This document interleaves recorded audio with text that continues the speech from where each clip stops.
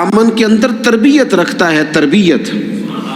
یا ایھا الذین آمنوا کتب علیکم الصیام کما کتب علی الذین من قبلکم لعلکم تتقون۔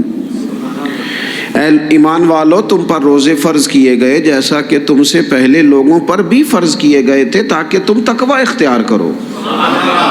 روزہ تمہیں پرہیزگار بنائے گا، تمہارے اندر سے جو نفسانی چیزیں ہوں گی انہیں نکالے گا، اور اللہ تبارک و تعالیٰ کی طرف تمہارے دل کا رجحان ہوگا، تمہاری روح کا رجحان ہوگا، تمہیں تزکیہ دے گا۔ روزہ انسان کی تربیت کرتا ہے، انسان کو روزہ ذہنی طور پر تیار کرتا ہے کہ اللہ کے حکم کے مطابق کھانا ہے، اللہ کے حکم کے مطابق پینا ہے۔ سب سے بڑا مسئلہ اس دور کا رزق کے حلال کا حصول ہے اور حرام سے اجتناب ہے۔ تو روزہ ہمیں یہ سبق پڑھاتا ہے کہ ہم وہی کھائیں گے اور اسی وقت کھائیں گے جو کھانے کا ہمیں ہمارے رب نے حکم ارشاد فرمایا ہے، اور جس سے اللہ رسول منع کر دیں گے جتنی مرضی چمک دمک اپنے دامن میں رکھے، جتنی مرضی، لیکن ہم وہی لیں گے جو ہمارے لیے جائز ہے۔ آپ غور فرمائیے، روزہ لعلکم تتقون، روزہ تمہیں پرہیزگار کرتا ہے۔ بہت سارے لوگ ایک بات کرتے ہیں کہ عادتیں نہیں بدلی جاتی، یار کوشش کرتا ہوں لیکن میری عادت نہیں تبدیل ہوتی۔ میں آپ کو ایک رائے دینے لگا ہوں، مشورہ دینے لگا ہوں، میں آپ سے یہ عرض کرنے لگا ہوں کہ موقع آیا ہے رمضان شریف کا۔ رمضان میں نا بندہ روٹین میں اپنی عادتیں بدلتا ہے۔ کسی کو سویرے 7 بجے کھانے کی عادت ہے، کسی کو 9 بجے کھانے کی عادت ہے، کوئی صبح ناشتہ نہیں کرتا، دوپہر میں ہی کھاتا ہے۔ لیکن رمضان آیا تو عادت بدل گئی، 7 بجے والا بھی نہیں کھا رہا، 9 بجے والا بھی نہیں کھا رہا، دوپہر والا بھی نہیں کھا رہا، سارے سحری میں کھا رہے ہیں۔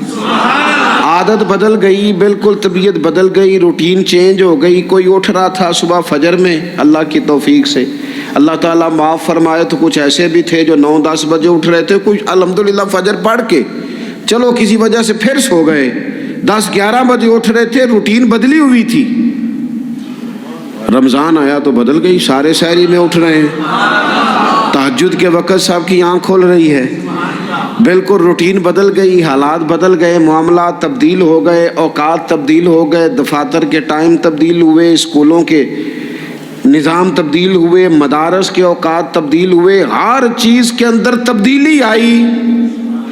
معنی کیا ہے کہ اللہ نے تمہیں موقع دیا ہے کہ عادتیں بدلی جا سکتی ہیں، اپنے آپ کو تبدیل کیا جا سکتا ہے، لائف سٹائل کو چینج کیا جا سکتا ہے۔ یہ موقع آیا ہے، ایک مہینہ ہے پورا، 2-3 دن 4 دن آپ کی روٹین بگڑ جائے نا سونے کی، یعنی روٹین سے ہٹ کے آپ سونا جاگنا شروع کر دیں تو پھر وہی روٹین بن جاتی ہے، پھر اسی ترتیب سے انسان سارے کام کرتا ہے۔ تو رمضان میں روٹین چینج ہوگی، سارے تہجد میں اور سحری میں اٹھیں گے، تو اللہ کرے نا یہ روٹین قائم رہے۔